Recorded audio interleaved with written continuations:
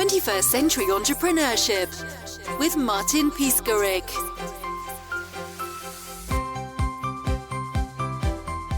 By the way, I listened to one of your podcasts. You had this guy, Chris Cooper, right? Chris Cooper. He's a very nice guy. Very nice guy. Yeah, he super awesome podcast you had there. Yeah, thank you, George. Thank you. Yeah, no, you did. I mean, it was nice, and you were talking about there was a part that I actually laughed when I heard it. You were talking about how your comfort zone, your discomfort zone. Oh yeah.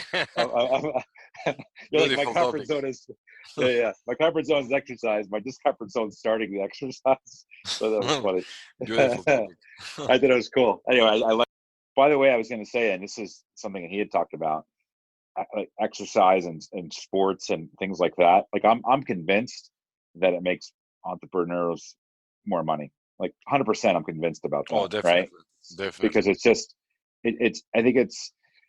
It lets you meditate. It's almost like a therapist to some extent. Like you get to exercise and you get to be a 5-year-old again, right? Where pretty much, for whatever the amount of time you're doing the exercise or sport, no one can ask you for money. There aren't any client problems. And if there are, you can kind of think about them in a very nice way. You get to be a 5-year-old or a 6-year-old again, and sort of that euphoric. I think exercise literally, I'm convinced of it, right? That it literally, it's made me a lot more money just because I'm active, right? And I do things, but versus also you have more energy in the day, right? Like, sometimes you need the energy and you have it. So I like that a lot when I heard that one, the podcast with Chris Cooper. So yeah, thanks. Chris was wonderful. So I tell you, I don't know if this is. I trained for I've done a couple of these 80-kilometer races, these events. 80 kilometer. Wow. Yeah. And the first time you do these, you think when you start training for them, right? You train for a couple months and then 6 months, and then when you train for it, you think that you're going to learn how to run 80 kilometers, right? But when you like, you know what I mean? Like during the process and afterwards, you actually learn more about yourself than you do about running the distance, right? And you kind of change as a person. So it's kind of, I think there's a lot of things like that in life, right? I mean, it's almost to some extent, it's like sometimes when you're driving, you're driving, but you're in a different, you're in a different world, right? But you're not driving. Definitely. And you completely different energy. But it's kind of interesting, right? You sort of start one exercise thinking you'll learn a certain outcome, and when you finish, you learn the completely opposite outcome of just you learn more about something else, right? Which is kind of interesting. I think some sports and other things are like that. But that was kind of my first. That was the first thing that I was surprised when I'd finished. That I just thought, oh wow, I just learned. This is I'm a different person than I thought I was, right? And then the second thing was, okay, I just learned how to run 80K, but it wasn't really it's kind of cool. I don't know. If you've never done it, I mean, you probably think I'm crazy, but if you've never done them, you should do one in your life. One of the things I liked about your podcast style that I'd heard before was it's kind of like me, you and I just sitting at a bar having a conversation, right? Yeah, exactly. Yeah, exactly. Yeah. I like that. I like that a lot about your style. So the beginning of the journey. So I'll tell you how I started, right? So I grew up, and we'll start. So I grew up like 5 miles outside of New York City, right, in New Jersey, right. So some would say that nobody's perfect, but I grew up close to the city, and sort of obviously lots of culture, lots of things to do, and I kind of did. I don't know. I sort of did the typical. I think when you're a kid, they teach you in school, right, to kind of go to school, get good grades, go to a good university, and then get a job. Excuse me, right? George. Who is teaching you? Who? So your parents, the society. Who is teaching you? I would say society. I would say the school system. I would say parents. Right. I would say most people. Right. That's kind of the common thing that you should go to school. and you know, this is obviously, this is 35 years ago. Yeah, Like I'm sure, 40, sure. so I'm 45. So when I was growing up at, you know, 5, 6, 7, 8, 10 years old, it was, hey, you know, what Same would you like to age, do? George. Same age. I am Yeah. 45 as well. So, you know, right. So it was like, Yeah. what would you like to do when you get bigger, you know, get older? And no one said, hey, you know, start a business. It was all about, I'm going to go to university. I'm going to study this. I'm going to get a job. And so I did that, you know, and I got sort of lucky. I went to some, you know, decent universities. And then I ended up, I was doing economics at Oxford. Right. So it was like, okay. So I think they give you the chance to think critically, right? And they let you figure out, is it A, is it B, is it C, could it be D, right? And I think that's the one thing about excuse me, those sort of places that let you think. But it's also, surprisingly enough, I mean, there are a lot of people there that aren't as bright as you think they would be, right? So that was the kind of the that was another thing that I realized very quickly, that some folks they have, yeah, they have an awesome book sense and they're great students, right? But they're not really practical and or logical and just basic life, you know, situations, right? So that was another thing that I learned quickly. But I got back to the understand. States. Yeah, so I got back to the States, and then I started working for a couple of these sort of big four places. You know, life was good to some extent. I mean, I had this very typical kind of 9 to 5. You know, I was traveling a bit, but 9 to 5 kind of environment. But it was one of these things where you get to that end goal and you say to yourself, like, this is it. This is what I've done. This is exactly, you know, this is sort of the end of the game. And I don't know, there was just something missing there, right? What was missing was, there was this, I would say, there was sort of a stimulation, right? Of, it On was what almost like, level? it was almost like, it was like Groundhog Day every day. Uh-huh. Like you kind of, you know, it's hard to explain, but it was like you would say, oh my God, it's Wednesday. Something Wednesday felt like a like, simulation, not real life, or yeah, but Wednesday felt like Monday and Friday felt like, uh-huh. you know, felt like Wednesday. And it just, I would say we do a lot of things just because that's what we know. The real reason why, right? Like why do people work 9 to 5? Why do they work 5 days a week? Why, you know, why is it that you need to take a 15-minute break or a 30-minute break? And why do you have to have lunch at 12 o'clock? Why can't you have lunch at 4 o'clock? I think there's a lot of things that people do that On the we just, autopilot. yeah, I mean, we're conditioned, right? And I guess as a society, you know, some of that is needed, but it's I don't know, but I was kind of on that. I was on that autopilot, and yeah. So I was just. I mean, it was just. I think I was somewhat bored. But I got one day. I received a call from a recruiter who's in Miami, and mind you, this was this was in January, right, of 2000, and you know, it's cold, and I get a call from a recruiter, you know, headhunter guy in Miami, and he literally said to me, George, there's an opportunity, you know, here in Miami. There's a company. It's a German company. Come, you know, it was a Thursday. We'd like to fly you down tomorrow to talk to us. So, you know, I'm thinking, okay, this is cool. I go down and see these guys, Uh-huh. and you know, my first vision of Miami was this, you know, this sort of German guy in a BMW picking me up at the airport, Uh-huh. saying, Uh-huh. you know, like, you know, welcome to Miami, right? Like that's that song. And that's literally what he said to me. I get in the car, we speed off to this office, you know, and then I don't know how this happened, but by Monday I was working there. I was literally living in Miami and working in Miami. Unbelievable. 3 days later, right? So I burnt all my bridges in New York. You know, it was like I quit a job so I burned all the bridges. So I'm in Miami. Life is good. I've got this apartment that looks at Uh-huh. the waterfront. And one day I go in, and so it was a 30-person office, right? So we did, back then it was like software consulting. That's what we did, right? So, you know, I was playing basketball on weekends, and you know, life was great. I walk in one day and everybody is just sad.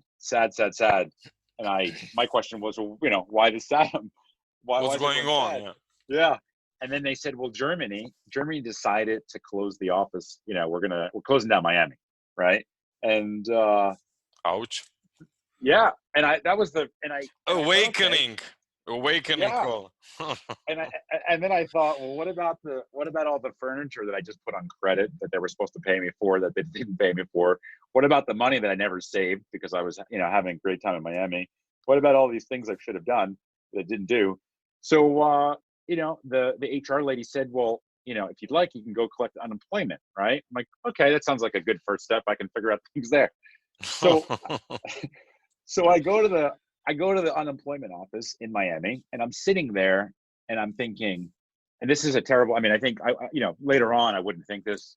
I think I'd be a little more compassionate, but I was thinking, look at all these people next to me. Look at all these. Right, no one's successful, and I thought they're all unemployed. But then something stopped me, and I thought they're probably saying the same thing about me, right? Like, look at this loser next to me, So Bloody perception. So, exactly.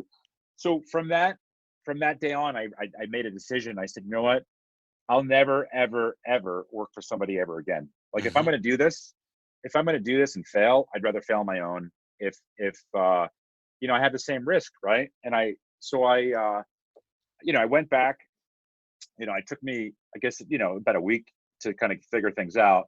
And I started to look for a job, and my game plan was to get a job. Being scared? I think later on, when you get older, you learn that that's part of the process. Like, if you're not freaking out by something, if you're not worried about something, or if you're not at all, if you're 100% comfortable, then something is wrong. And Martin, I love your questions, by the way, because I think you ask real questions, right? So I thank you for that. Thanks. I think they're terrific questions. I think initially it was just, I think it went from shock to depression, right? To sadness, to the reality of, this isn't, like, no one's going to help me, and there's no cruise ship that's going to come and pick me up to get me off of this, out of this. You better figure this out quickly, and then you decide, okay, like, action and activity creates activity. I can tell you this from being, from running marathons and ultra marathons. There's a point, for me at least personally, when I get to about the 20-mile mark of any, no matter how long the distance I have to go, around 20 miles into it, pretty much I'm not having fun anymore. Like, I'm just not having fun. Like, it's not that enjoyable. And I've actually learned to wait for that moment where that moment comes, right? So I almost expect that moment of not having fun during a marathon. But I think if you have a business, if you're in a relationship, I think you have to question, if things are too good, then something's probably up, right? So it's kind of, but I think it's also, it's good to always analyze things like that, right? But I was just in this moment where it was like, okay, The tipping point. The tipping point, I would say, was when I realized that I had a choice between paying the rent money that I owed, right, or the car payment that I owed, and I realized I didn't have money for both, right? And I thought, okay, either I can, so my short-term game plan was, let me just go get a job someplace. I went into a recruiting agency.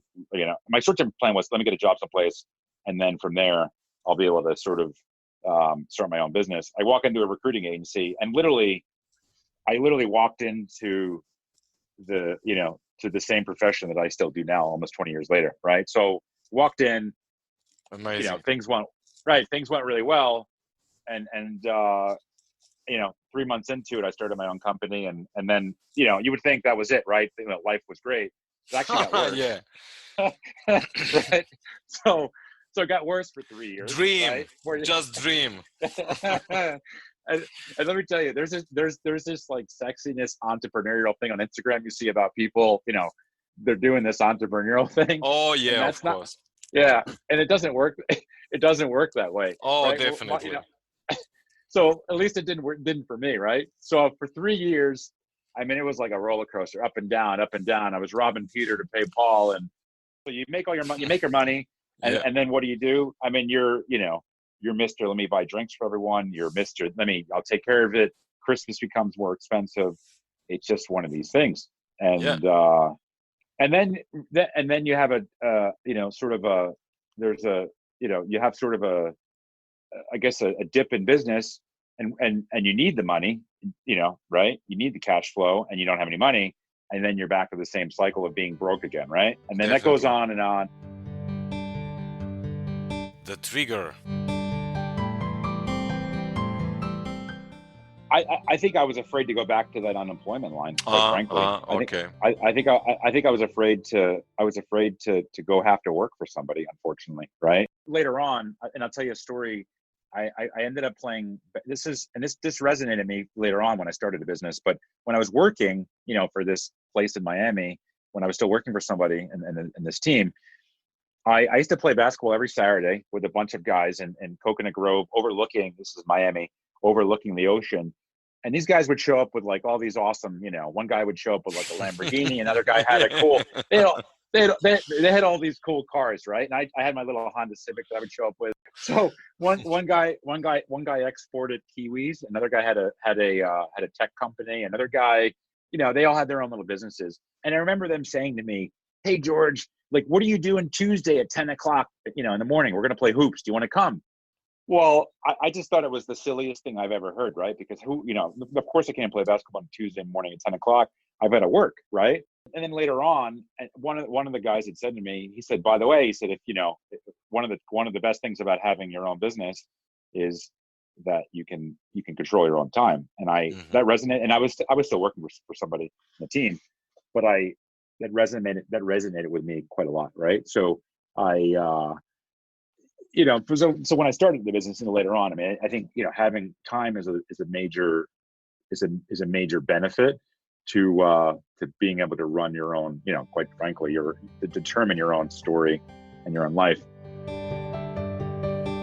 The hardest part. After a couple of years of sort of on the business front, right, where you're sort of going up and down, I think the hardest part for me initially was just to hire my first person, right? Because I think there's a concept of this solo entrepreneur, which still existed 20 years ago. So I decided, okay, I need to hire my first person. So then I think the real growth for me started when I understood the value of being able to extend, instead of working 8 or 10 or 15 hours a day, now I can work 30 hours a day, right? And 30 hours a day, now I can work 60 hours a day. And the extension of using other people's resources to be a better George or a better Martin, right? Or a better Michael. And I think, there's a pivot point where everybody who has a business or really, anything, you have to decide, like, am I in or I am not in, right? And you need to take a risk. You need to decide to take a risk or not take the risk. And, that's kind of, I was at a point after about 3 years of just sort of, The reaction of others. Everybody that I was involved with, right? So family members, everybody that I was in, friends, they thought it was probably the worst idea that I've ever had. And a lot of times they project their own fears right upon you, right? Oh yeah. So it's safe and easy. I mean, you just sort of have to you just don't listen to them. I mean, that's the only way to do it. That's how I did it. How did you generate energy? I mean, I think I've always been sort of I've always thought differently, than maybe, my parents or my friends or family members, right? It's just I don't know. It's a great question. I just instinctively, when you know something is like instinctively, that you're on the right path, or instinctively, that this could be a good thing. I just knew that, right? And I knew, and logically, I mean, Martin, this is the thing. If you're gambling on yourself, I mean, isn't that to me, it's the best bet you can make, right? Like I'm literally gambling on myself, right? Why should I gamble? Why should I gamble on someone else's dreams, right? Why not gamble on my own dreams? And I used to think that. The other thing, which maybe this was a little bit of, I don't know if it was narcissistic or if it was irrational. I just thought every day that I fail, I'm one day closer to just hitting it big, right? Like I used to think that every day. I used to go to bed at nighttime thinking, okay, I'm broke today, but I'm one day closer to not being broke, right? And I used to think that literally for years. And and meanwhile, like you say, on the other side, your family members, friends, they're all saying, this is like, what are you doing? You're destroying yourself. but I just knew at the end of the day, I knew it was sort of the better thing. But I think like concrete advice to the people, to folks that are listening out there is, there's a pivot point where you need to either jump in the cold water or don't, right? But you need to jump. If you're going to jump in, enjoy it.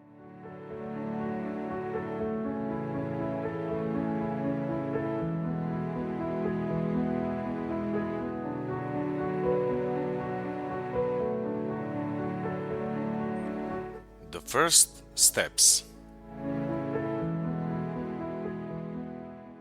I mean, I think the strongest, and you see this a lot, and you hear this a lot, but I think it comes down to who wins first, right? Like you or time, and I just keep that in the back of my head. But you have to be as a real step, right? I think number one, focus on your clients, your customers, or focus on what you do, but focus on your clients. Number two, it comes down to, it's such a general question, right? Like, right. So if they were saying, hey, they weren't, they didn't agree, or let's say I would think like they've never been in my shoes before. So to give me advice on something like that they've never done themselves, then I don't, you kind of question like who is the source, right? Like the source is telling you not to do this, but they themselves have never done this, right? So Exactly. I'd probably, I mean, like someone like yourself, or if I had 100 business people who've done the same thing over and over tell me, George, don't do this, I'd probably listen to them, a little more quickly than somebody that's never done it. But I think there's common sense, and then there's instinct, and I think sometimes you have to follow your instinct. But it just comes down to, really, I mean, do you want to do it or not? And to me, being an entrepreneur, the risk is the same as working for someone else. It's if I work for let's say I work for a company, and a large company, you see this all the time, right? If I do an awesome job, they pay me, and they give me a little bonus and a pat on the back. And if I don't do an awesome job, then I'm on the street, right? I'm fired, right? Like you don't have a job. So and if you run a company, no matter what product you sell, if you do an awesome job, right, you get paid, and and then your version of a bonus is sometimes more than others. Sometimes it's less, but you're still working, and you still have a job, and you're still contributing, and if you don't do well, right, you're technically fired if you think about this, right? Like, so Absolutely, I agree. Yeah. I mean, clients decide not to work with you. They're just firing you. There's no different than it's like losing a job. But I think the difference between working for someone else, let's say, and let's say working for a major company or working for your own, is that you get to control some of the game and how it's played. Like you get to make up your own chess game, right? Like you get to make up the rules. You get to decide. You get to pivot much quicker when you make mistakes. The feeling of losing again. 2003, 2004, right? And life was good from 2004 to about 2008, and then I made the mistake of having one type of client, right, which happens to be the financial services banking, client, right? Oh, and okay. Yeah. Sure. And then I went from 50, because I got it up to about 50 people in my team, right? I went from 50 people back to zero, back to me. So you talk about, so I was able to grow a company, and then I was able to lose it, right? Yeah. So and then you get to another reflection. The hardest part for me was letting go. I don't know if you've ever done this, but to actually fire and let go people is probably the worst feeling you can have. It's just I could lose a client, I could have a client, or things like that don't affect me that much anymore emotionally. But to actually fire somebody, or just say, listen, I don't have the money to go to hang out with you anymore. It's that was the hardest part of the whole thing that I think I took away from. And it's just the benefit of it, though, was I was able to regroup, in terms of, you get to kind of, I don't know, you get to a point where you say, if I could do this again, how would I do this, right? And then I was able to regroup, and that's what I did. Being the optimist. Right. So I think in 2008, a lot of people were going through that, right? So number one. Number two, I mean, I'm in the recruiting and placement business, right? So it was interesting because I was always on the other side of. Sometimes you talk with people that are unemployed.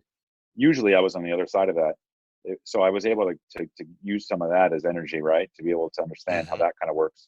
I understand. And the third thing is, I've always been an optimist. Like I've never seen, you know what I mean? Like I've always seen things as a positive way. And just, I've always been that way. You know, I've always been, and this is, I mean, Martin, tell me if I'm thinking about this for a second, right? Today's news, when I looked at the weather report, I was going to go for a run this morning, right? It said 20% chance of rain. This is what my phone said to me today, right?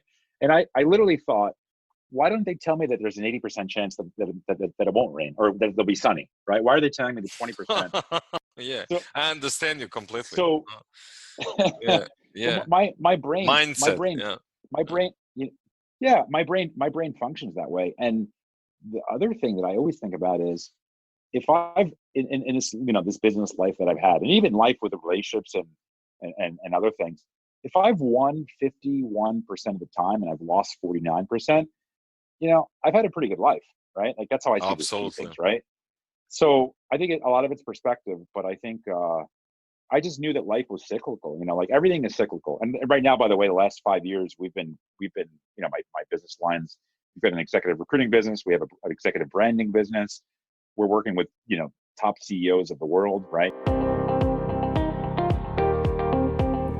Winning 51%, losing 49%. Right now, you know, 2020, like we're rocking it, right? But you know, I don't know. Like it's been a good 5 years, but maybe, you know, maybe the next 2 years we don't, right? I don't know. I mean, we were able to go from. I mean, it's a 7-figure business, right? So 7-figure business, beautiful, right? So it's and we're trying to get to 8, right? So wow, great. But I don't know. But you know, this is the thing I'm realistic about, is that it might go back to 0. I mean, I don't know. But if it does, right? That life is cyclical, and as long as I'm winning 51%, I'm losing 49%. I've had it's been a good run. That's how I see things, right? So I'm the super optimist in terms of just everything, right? So it's I'll tell you, you and I were talking about the coronavirus, right? I'm convinced that because of this, you know, the world will be a little better than it was, you know, a year from now, right? Because absolutely, we learned from it. And I think there's things like that. But I think as an entrepreneur, and just, you know, even if you're just thinking about ideas and starting things, you have to accept failure. Like failing is part of the winning, right? Like that's how you win. You need to be able to fail. Like you have to actually, not that you look for the failures, but failing, you know, when you are failing, it's actually, later on you're winning, right? Because you're learning lessons that won't happen again. I think the problem is now you see it online, right? Everybody's having, you know, you see a lot of these quote unquote successes, but what is success? I mean, the success is because you can rent a, you know, $1,000 a month Porsche, like that's success, but you live at home with your parents. Is that success, or is it? What is success for you, George? It's a great question. I would say time, right? Like the fact that I have the ability to control my time. And decide about my schedule. I wake up in the morning, 4 o'clock, 4:30. I usually, you know, I'm doing some sort of exercise. Either I got a trainer 3 times a week, or I go for a run. This weekend I ran the equivalent of a marathon on Saturday and Sunday. I have a running joke with the guy who trains me in the morning, right? That, you know, I can't do a pull-up, right? Like my biggest struggle right now is I can run 20 miles, but I can't do a pull-up. So, you know, there's but which I'm working on, right? I think the biggest thing for me is time. Daily routine.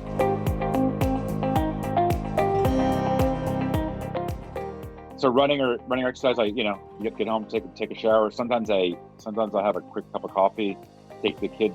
But it's about 7:30 a.m. Right? I'll have a cup of coffee. I try to I feel better when I wait till about 12 o'clock in the afternoon to eat my first meal, but I usually have coffee or tea. So I take the kids to school. Sometimes I take the kids to school, and then I'm usually in the office by 8:30. I actually, interestingly enough, I'm a big fan of a quick 10-minute journal session. I journal, right? When I get to work, the first thing I do. I mean, I can tell you something today. I mean, I literally wrote down, and sometimes I write about things I need to do, things it could be anything, but today was something I was grateful for, right? It was just, I don't know, I was just grateful to, I've got a great wife. I literally wrote that into it, right? I've got a great wife. Beautiful. That's all I did. Beautiful. Took me 30 seconds to write that, right? But that's what I felt today. So, so usually I work from, 9 a.m. to about 11 a.m., 11:30, right? Mhm. And then I'm done. That's it. I'm done for That's the day. it. I'm not, and then, yeah, it's a 2-hour workday. So, but then this is the question that I ask you, right? Remember, you and I were talking about this 9 to 5 schedule, Mhm. right? So there's a book, obviously, The 4-Hour Workweek, right? With Tim Ferriss, right? So I read that and I thought, interesting, I can do a 4-hour work day. Why don't I do that? I did that. I got to 4 hours and then I was able to get it to 2. So it's about 2 hours a day I work, right? 9 to 11. And then I don't know, like, you and I are on the phone, right? But it's talking to you work. To me, this isn't work. So maybe Mhm. but to me, this is more like play, So, Absolutely. so literally, after this right now, I'm going to go home.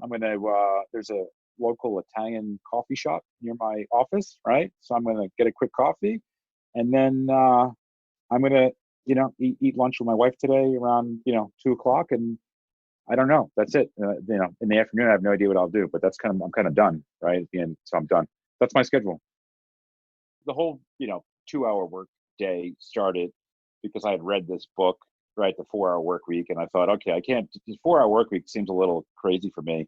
Let me try a 4-hour work day, right? So, and this was initially I was working about 14 hours a day, and I thought, okay, for me to get to a 4-hour day, I need to go from 14 hours to about 7. Let me see if I can cut that in half. So, this is a trial and error of about a year. It took about a year to figure out. Um, I get it from 14 hours to 7 hours.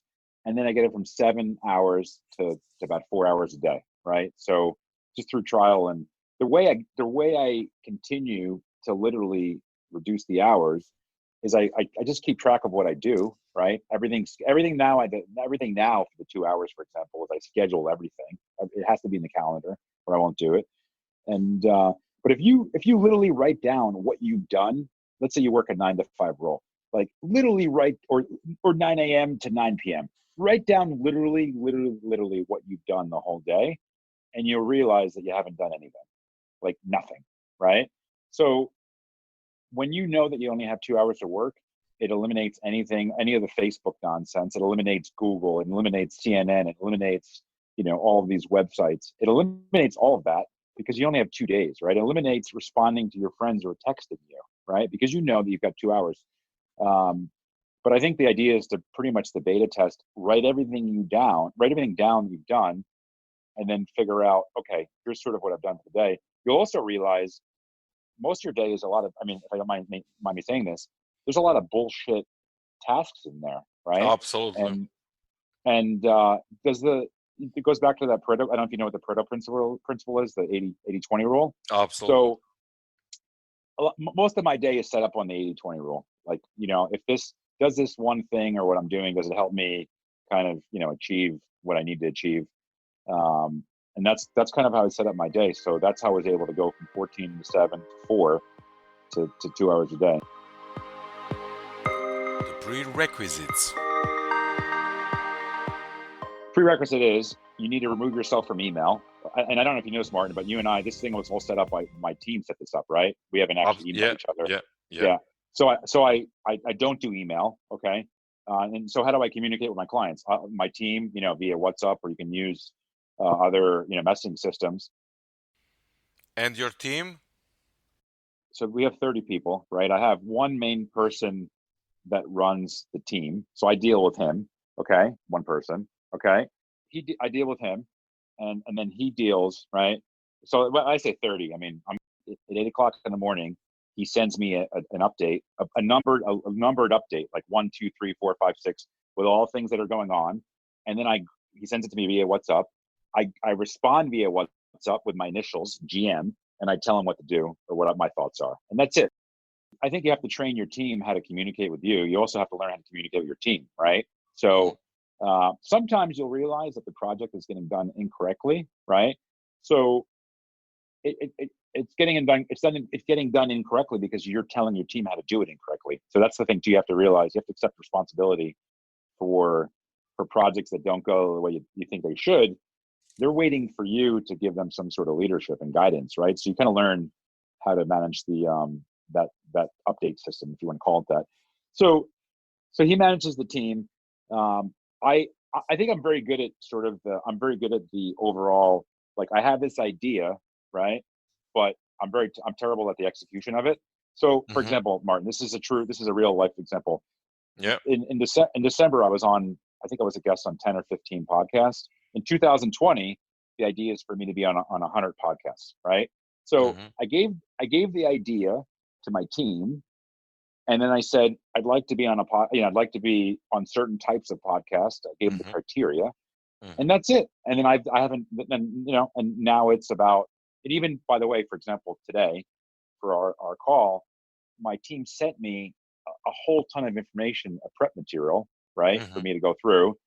And that's what I reviewed instead of, so that's how I save time. My team sets up everything for me, to all of the prep work that folks do for clients, all of the notes, even the notes. We use Salesforce. I put the notes in a quick what's up thing, and they do all of that entry. So I do none of that. So it's the model is set up so I can use a cell phone. If I need, a lot of times I don't use a laptop, so I just use my cell phone to work. I mean, I've literally gone months with, I've literally gone months and months without using, and I've done PowerPoint presentations, and I've gone months and months without using an actual laptop, just using an iPhone, like a basic, iPhone XR. So the model is set up. So that's how I save time. People waste a lot of time on their phone. They waste a lot of time with their 14, computer screens, right? Going from one tab to the next. You waste that time. You waste time on phone calls with meetings. But if you really look at what you do, it's not making any money. It's not saving any time. It's not empowering your life, quite frankly. I would do this as an exercise. If you're out there and listening to this, try to put, leave your computer, leave everything, literally turn it off. And then next to it, I mean, I use an iPad now for the note system, an iPad to take notes, but I used to have legal pads. But just use your phone and a legal pad, and literally try to function for a week, without a computer. And then if, let's say you need a report, right? Well, then get somebody in your team to make it a report for you and have them send it to you in a PDF via text. Or, but if you could literally, you'll be surprised in how much more productive you can be by not using a laptop or not using technology. I mean, technology is great, but it's a great distraction as well. And at the end of the day, people pay people that solve problems. And if you don't need a computer to solve a problem, quite frankly.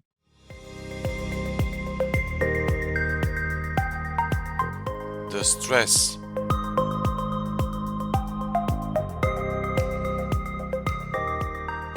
I'm trying to think of, that's a great question. Sometimes I feel, I don't know if it's stress. It's more about, I think it's more about knowing that there's a fine line. I think you get to a point, Martin, and I'm not trying to, there's a fine line of needs and wants, right? And I'm at a point where I don't need anything anymore, right? But then the question is, do I really want, do I want to have more, if that makes sense? I've got an example, I've got a lease for, I've got one of my cars, it's a lease, and I have to turn it in, and I got to turn it in January. And I'm kind of at the point of like, I've paid for it already, right? So it's already paid. The lease is paid, a year. It's already paid in advance. But the stress of, do I want to have another car, or do I just want to Uber it, or do I just get like a moped, like a Vespa? You know what I mean? Like sometimes less is more. And I'm kind of at that point in my stage in my life where I don't know, like hanging out with my kids, playing tic-tac-toe on a beat up piece of legal pad is kind of cool to me these days, if I can, And what about your time management? But it was more of an observation that I made. I think I used to see, by the way, in Miami, you'd see these sailboats go out like, on like Thursdays at like 11 o'clock in the morning. And I used to always think, like, was working, I would always think like, who is that guy or girl that like they're able to hang out on a sailboat Thursday at 11 o'clock in the morning? I think it's like, that's this is an interesting, maybe this is, I don't know if it's sort of a sad way to look at things, but like, you're at the, when everything is said and done, you're going to have your name on an epitaph. It's going to say, right. It's going to say, for example, it's going to say George McGehrin, 1975 hyphen, and then there's going to be another date next to it. And I don't know, like they're not going to say that I built the business, or they're not going to say that I was able to do, I don't know, 4 minutes of jump rope or something like that. Or there's a little hyphen in the middle of it. And like the hyphen is kind of an important part of the whole thing. Right. So you better enjoy it, and that's kind of how I see it. I don't know. I could probably, my business, I could probably grow it and a lot more than I have, but I think I'm trying to enjoy the other part of it, which is the life part. The driving force. I was in Peru 2 weeks ago, hanging out in the, going for a run, right? Like my nickname, by the way, my friends call me Mr. Vacation, right? So, okay. Yeah. So, and they're not, some of these are not glorious, they're not great vacations. They're just, but I'm on, but my, I don't know. I'm always looking for the next thing. Like I've literally, this is another idea that my family thinks is terrible, but in the next month or two, I'm going to learn how to fly these little 2-seaters, these little planes, right? And it's something I wanted to do, right? Just to be able to do and experience something different. So I'm always trying to look at the next thing and to see what I'm up to, right? But it's I don't know. Martin, my final analysis for all of this is that at the end of the day, I have no idea what I'm doing, and no one does, right? You're just trying to figure it out, do your thing, enjoy it if you can. But is my way the right way? Probably not, but if is it the right way for me? Maybe. But I've kind of learned to accept that I have no idea literally what I'm doing, and I don't know. There's comfort in that, right? Like, honestly, you had a good life. And I can tell you that, I think sometimes people take it too seriously, right? Like they're aggressive, like somebody cuts you off in the car in front of you and the horns are honking. And like, that's not, to me, I don't get, I don't get triggered by those sort of things, right? Because it's not really why I'm trying to be on this planet, at the end of the day.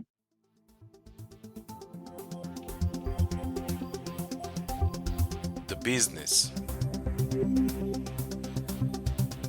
I have 2 businesses, right? The first business is, and this is the core business, it's an executive placement firm, right? So we work with organizations, which a lot of times are like Fortune 500, global companies, and we find them executive talent, right? So the talent, most of the folks that we're working with make from, let's say, $300,000 a year to $4 or $5 million a year, right? So that's the bread and butter in the core business.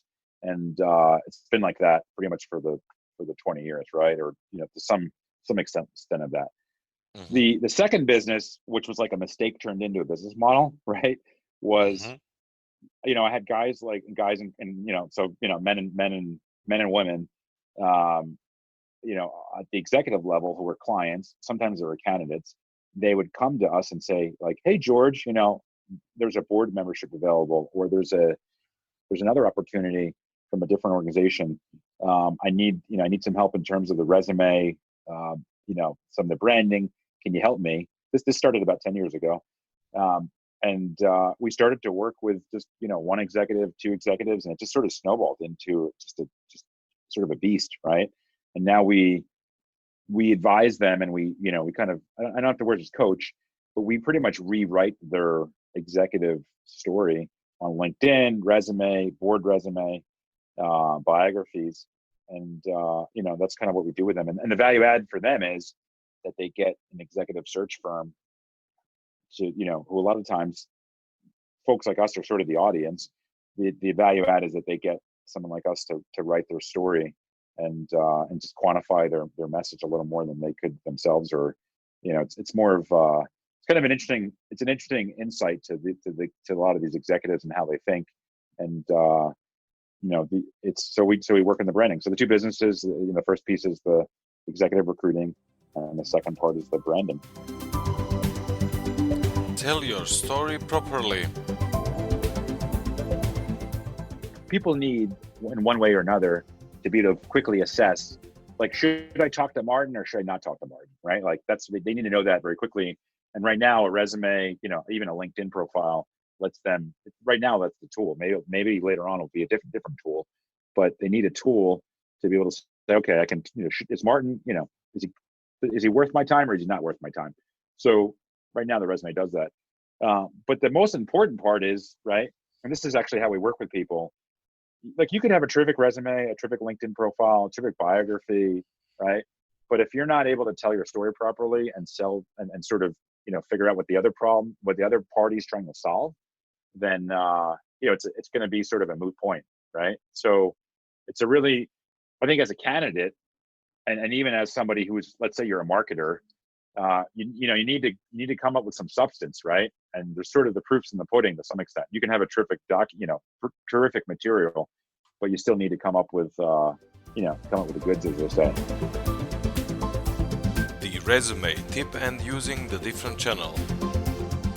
So I think the resume tip depends on the person. If you're, I mean, I haven't had a resume for 20 years, so it's kind of interesting that I'm selling, I sell resume services, but I haven't used one for 20 years, right? So, I think the number one piece would be, just don't send out, if you're going to send out a resume to somebody, find out what the 3 or 4 main problems or issues or key points that one company is trying to solve, right?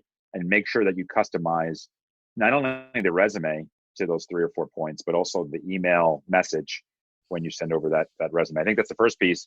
Number 2, if and I don't know if like, statistically, if you apply to things online, there's a 2% response rate.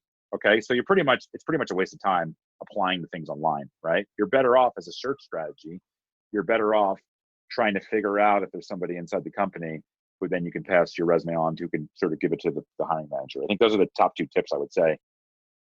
You're better off figuring out how to go behind the scenes, right? Use a different channel to find the hiring manager. And, there's ways you can do that, right? You can connect on, and this is the same for, maybe if, let's say you're in business development and you're trying to go after, chief marketing officers, right? Or CEOs. You can send an email to the person, right? Or you can figure out a way to get a referral or an introduction. Mm-hmm.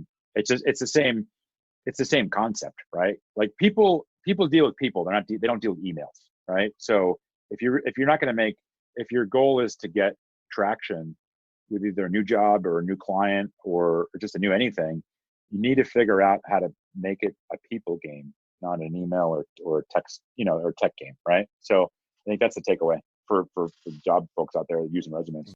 What is your next challenge? I've got a couple challenges. My challenge is, number 1, and these are just basic things, but I'm in the process of getting my EU citizenship, right? So on the Italian side, so that's what we're up to. This is from a personal standpoint. I'm also looking into getting the pilot's license, which I haven't started, which that's a challenge. Just psychologically, I need to start. And then, on a business standpoint, I mean, the short-term challenges, we're trying to hire. I think we're trying to get our processes and, kind of like almost like a manufacturing environment. We're trying to get the things a little more, the processes and a little more continuous improvement together. So we're trying to hire, let's say something works, well, 60% of the time. We're trying to make it so it works well 68% of the time, and then then it works 70% of the time. I think it's doable, but I don't think I'm the right person to do that. So we're trying to hire a project manager, like somebody who's actually qualified to do it. So that's our biggest thing right now. And the next thing is, I don't know. I mean, I haven't figured out what I'd like to do, maybe next year or the year after. But like anybody else, I have, I still, I've got basic problems. Like, I don't know if this happened to you, but after 8:00 at night, food talks to me, and if you're in the kitchen, like, to me, I'm in the kitchen, the food still talks to me. And I've got basic problems I need to solve too for myself sometimes, right?